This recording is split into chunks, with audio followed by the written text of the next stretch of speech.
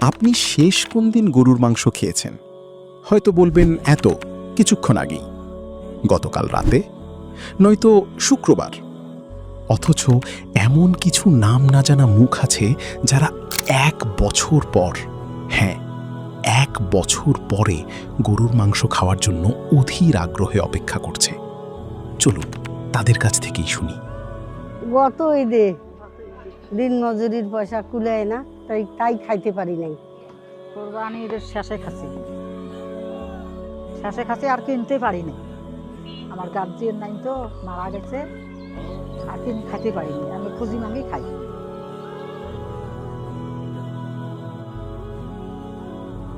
আমাদের প্রচেষ্টায় হয়তো তাদের ঈদের দিন কিছু মাংস রান্না হবে ইনশাআল্লাহ।